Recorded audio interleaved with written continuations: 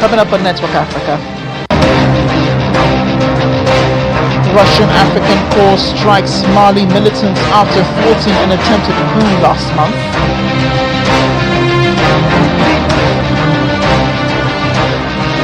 ECOWAS holds its first ordinary session. ECOWAS Parliament, holds its first ordinary session in 2026 with a call for stronger collaboration among African states. Residents of the Democratic Republic of Congo rally in support of U.S. sanctions against former President Joseph Kabila.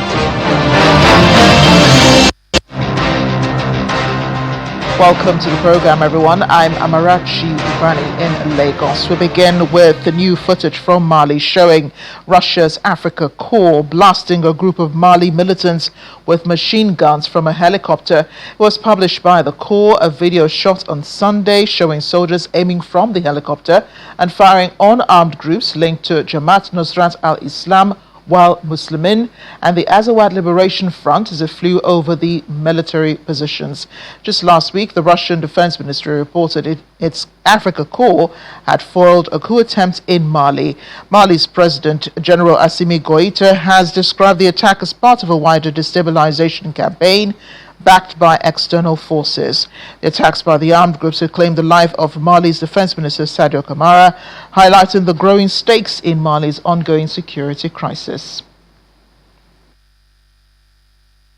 Staying with the attacks in Mali, military leader General Assimi Goïta has announced he will be filling the position of defense minister left vacant by the death of General Sadio Kamara. A decree read on state television on Monday said Goïta would replace Kamara as defense minister and who will be assisted by Army Chief of Staff General Umar Diarra, who has been appointed minister delegate.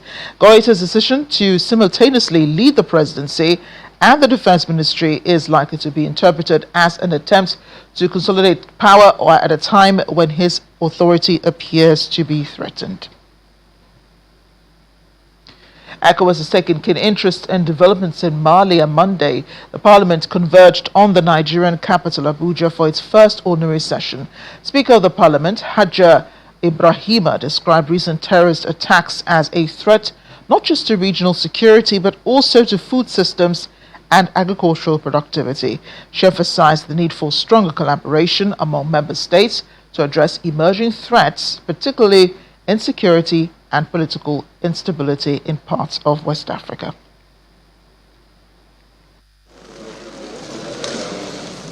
It's the first ordinary session of the ECOWAS Parliament for 2026, and amongst those present to witness the opening session include the Speaker of the ECOWAS Parliament, Hadija Memunatu Ibrahim, the Speaker of the Nigerian House of Representatives, Right Honorable Tajuddin Abbas, the Speaker of the Gambia National Assembly, Mr. Fabakary Jatta, the Deputy Senate President Jibrin Barau, amongst others. The session provides a platform for dialogue on strengthening democratic institutions and fostering economic resilience across member countries. Ladies and gentlemen, we are gathered in international context prone with tension and violent conflicts on the continent. This crisis comes with energy consequences and strongly affects energy prices, agriculture, especially food and agriculture, affecting our economy that are already fragilized. Moreover, our region continues to face the challenge of terrorism, violent extremism, maritime piracy, as well as the negative effect of climate change. This important legislative year. The goodwill messages from speakers centered on calls for integration and solidarity and the need for member states to prioritize promoting citizens' rights and democratic governance. Regional integration cannot be sustained by treaties alone. It must be underpinned by trust, dialogue, and a collective commitment to shared values. Economically, while the promise of the African Continental Free Trade Area holds transformative potential, Our sub-region continues to grapple with structural constraints. Non-tariff barriers persist. Intra-regional trade remains below its full potential, and our economies are still overly exposed to external shocks. A specific area of focus has been the strengthening of parliamentary friendship groups. These platforms facilitate structured engagements with legislators in other countries, enabling the exchange of experiences, coordination of positions, and the development of shared approaches to common challenges. Their impact is already visible in improved legislative cooperation and dialogue. I wish to make a strong case for institutionalizing similar mechanisms across the sub-region to complement the work of ECOWAS Parliament and reinforce interparliamentary collaboration.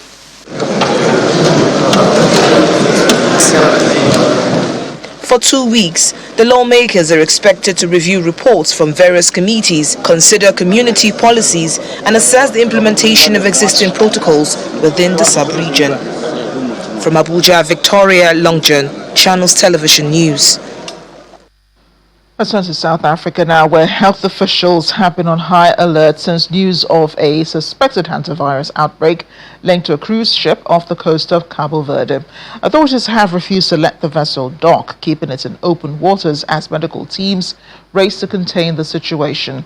At least 3 passengers have died, with several others seriously ill. Officials in South Africa urging anyone who had close contact with those on board to seek immediate testing if symptoms appear. The World Health Organization also is coordinating emergency efforts, including medical evacuations and onboard care. In addition, it's also working closely with countries involved in response to the hantavirus cases on board the ship lying off the coast of Cabo Verde. Efforts are focused on protecting passengers and crew, while investigations trace the source of exposure. Contact tracing is underway to identify any additional cases. Officials say swift coordination is critical to stopping the outbreak before it spreads beyond the vessel. WHO is working with countries to respond to cases of hantavirus infection that have been identified on a cruise ship in the Atlantic Ocean. As of the 4th of May, there have been 6 suspected cases reported. 3 cases have unfortunately died. 1 patient is currently ill in ICU in South Africa, while 2 patients remain on board and will be evacuated for medical treatment. About 150 people, including passengers and crew, are on the ship. WHO, together with authorities in Cabo Verde and the Netherlands, and the ship's operators, are working to evacuate the 2 sick people on board to the Netherlands for medical care. At the present time, there are no other symptomatic people on the ship, but this is being carefully monitored. The ship is currently stationed off the coast of Cabo Verde. Passengers are being asked to stay in their cabins and limit their risk while disinfection and other measures are being taken. Medical teams from Cabo Verde have been supporting the ship's passengers and crew. WHO has been working with countries who are cooperating to advise on the next steps for the ship. There has been excellent cooperation from all those involved. Our priority is to keep the passengers and the crew safe and healthy while limiting the spread of this virus. Well, as for the anti-immigration protests going on in South Africa, the Nigerian government has demanded a thorough investigation and full autopsy report into the deaths of 2 Nigerians who were killed, to ensure those responsible were held accountable. Spokesperson for the Ministry of Foreign Affairs, Kimi Ibiafa, made the position of the government known at a press briefing in Abuja following diplomatic engagements between both countries over the safety of Nigerians abroad. He also announced that Nigeria and South Africa have signed an MOU on early warning mechanisms aimed at preventing xenophobic violence and strengthening diplomatic cooperation. Over several weeks in April 2026, a wave of xenophobic attacks began escalating in major cities across South Africa. Videos circulating online showed the brutal attacks leading to the death of 2 Nigerians. By early May, the situation had grown into organized anti-immigration protests, prompting diplomatic tensions and calls for repatriation. The attacks is reportedly not caused by a single factor, but stems from a mix of economic, social and political pressures. However, the attacks are not on Nigerians alone, as South Africa has accused other foreigners of being in the country illegally, taking jobs from locals and having links to crime, especially drug trafficking.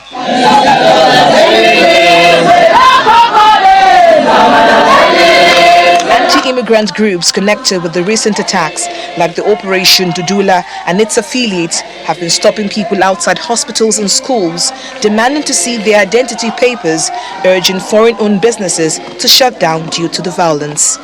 We have various evidence to show that in other countries, when you have issues like this, it's left for the law enforcement to do their job. It's left for the immigration officers to do their job. It's not left for individuals to go on the street and start, acting in a manner that can raise tension in the community. These people being targeted now, they are trying to survive. I mean, even though they are surviving, a contribution might be minimal. In the other sense, they are in one way or the other contributing to economic activity, regardless of, even if we don't want to recognize the significance. Meanwhile, both Nigeria and South African governments have strongly condemned the attacks, reacting through diplomacy and policy statements. On Monday, May 4, the federal government summoned the acting High Commissioner to South Africa, Lesoli Machele, to a closed-door meeting to formally convey the government's concern regarding the attacks and the potential impact on the cordial relationship between the two countries. Ongoing protests in some parts of South Africa. Briefing the media after the closed-door meeting, the spokesperson of the Ministry of Foreign Affairs disclosed that Nigeria is demanding a thorough investigation and full autopsy on Nigerians killed in the attacks and the signing of an MOU on early warning mechanism to prevent future violent attacks. The government of Nigeria condemned the violence against Nigerians in South Africa, including the recent deaths of Nnaemeka Matthew Handry Ekpenyong and Kelvin Chidebere Amaramiro following alleged assaults by security personnel. The ministry notes that these incidents, alongside other reported cases, have heightened anxiety within the Nigerian community and require urgent, credible remedial action. We therefore request thorough and impartial investigation into both deaths, including prompt sharing of preliminary findings and regular updates with the government of Nigeria. He also says the federal government is planning to repatriate Nigerians willing to return home voluntarily, stating that 130 applicants had already registered while the documentation process is ongoing. 130, I think, as of this morning have registered, but if the 130 that are registered are those that don't have the resources to get their flight tickets to move back to Nigeria, that means government have to go in. And for government to go in, definitely there must be the provision of funds, either to procure tickets for them or you get an aircraft that will convey them back to Nigeria. As both nations continue to navigate yet another diplomatic strain, the true test is not in agreements signed or issued statements, but in concrete action that guarantees the safety, dignity and rights of Nigerians living in South Africa. From Abuja, Victoria Longjohn, Channels Television News. We've been talking about highlighting the anti-immigration protests in South Africa. Joining me now on the program is Professor Uchenna Emelonye of the School of Oriental Studies at the University of London. He's also a former United Nations Human Rights Envoy. He joins me from Imo State. Professor Emelonye, thank you for joining us on the program.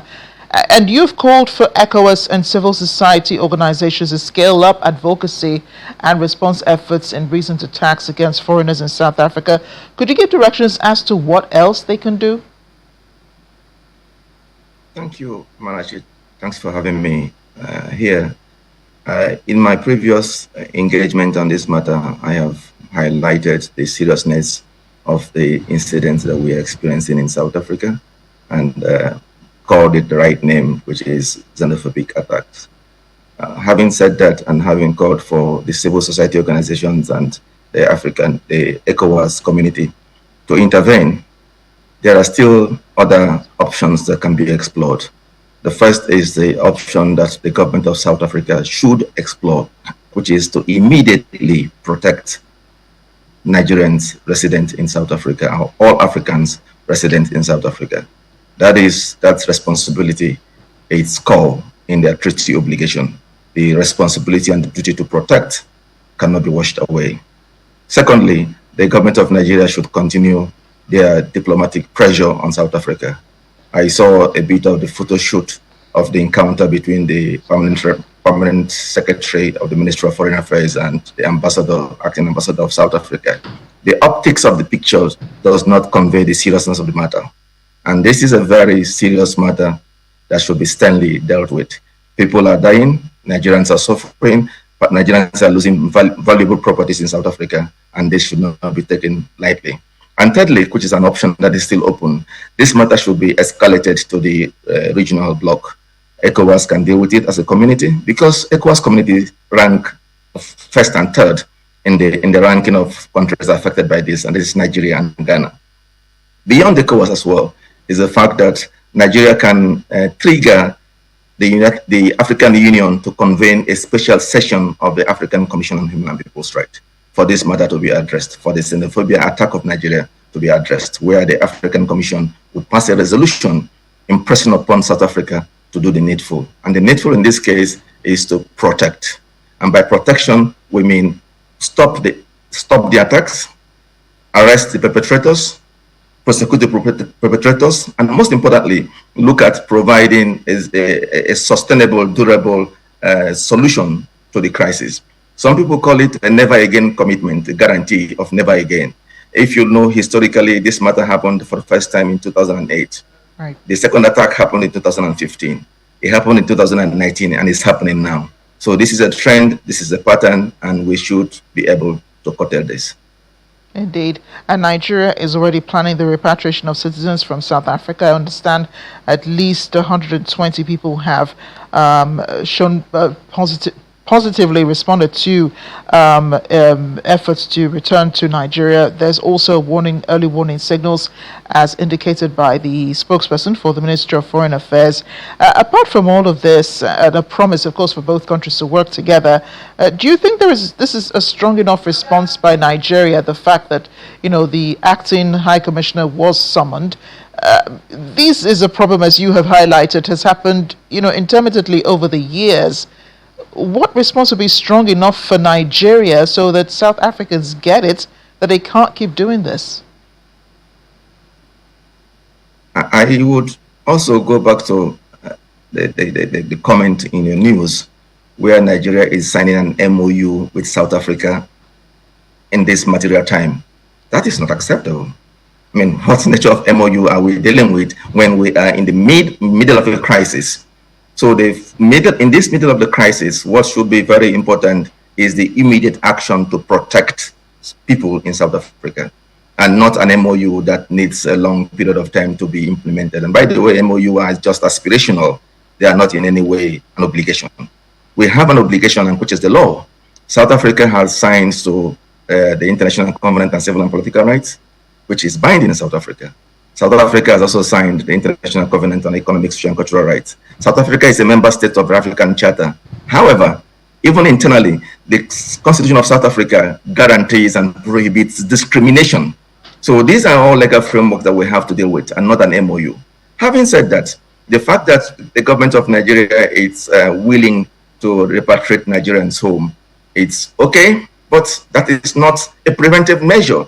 That is not a sustainable measure. So I wouldn't vote for an outright repatriation without addressing few enablers. The first enabler is how many Nigerians do we have in hotspot areas?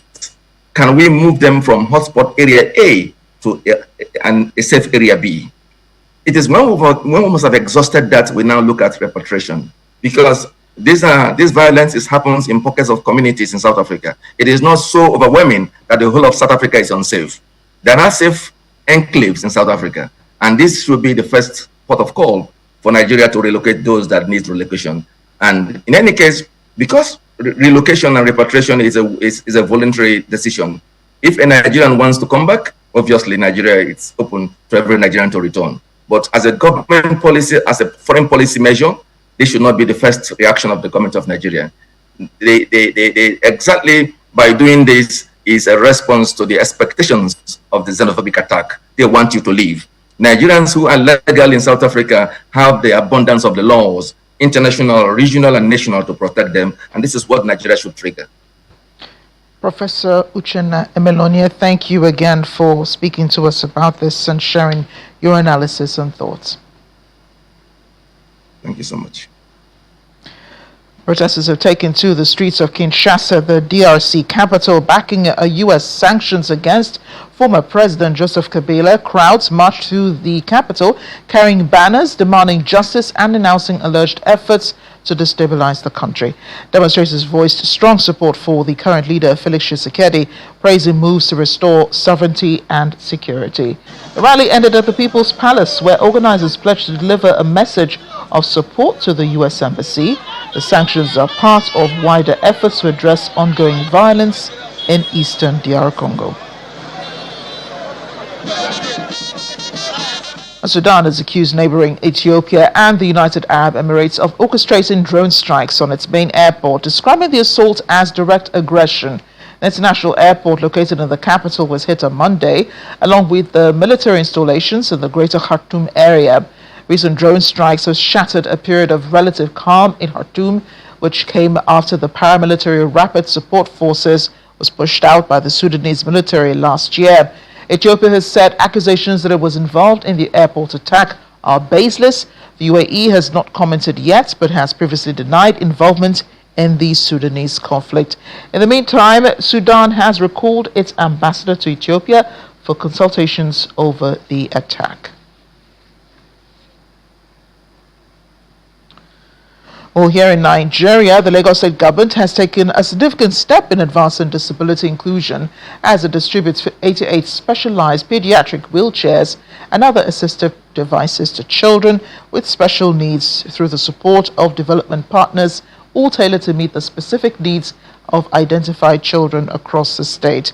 At the official handover ceremony, the Lagos State Director, Epidemiology and Biosecurity and Global Health, Dr. Ismail Abdul Salam, says government is committed to scaling intervention and improve outcomes for vulnerable children.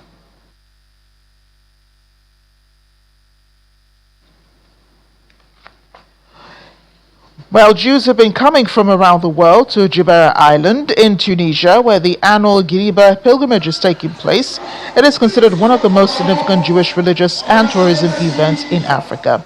On Monday, worshippers gathered inside the synagogue lighting candles and writing wishes on eggs alongside other scenes of them singing, clapping and pulling a cart outside the facility as part of the Al-Qajah ritual. According to local media, attendance at the synagogue and Ghiriba event declined following the 2023 attack on the synagogue, which killed 2 visitors and 3 police officers, prompting authorities to impose restrictions on the event. The Ghiriba synagogue is one of the oldest religious landmarks in Africa, giving the visit historical and cultural significance in addition to its role in boosting tourism.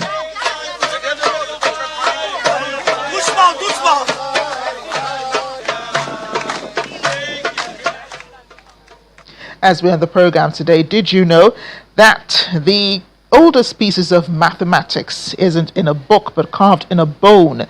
It's called the Lebombo bone and was discovered in the Lebombo Mountains near present-day Eswatini. Dating back to around 35,000 BC, this ancient bone has a series of notches carved into it, believed to be one of the earliest known counting systems in human history. Some researchers even think it may have been used as a lunar calendar, and that means that long before calculators, computers, or even written numbers, early humans were already tracking and understanding patterns. Now you know. That's Network Africa. Thanks for watching. I'm Amarachi Ubani.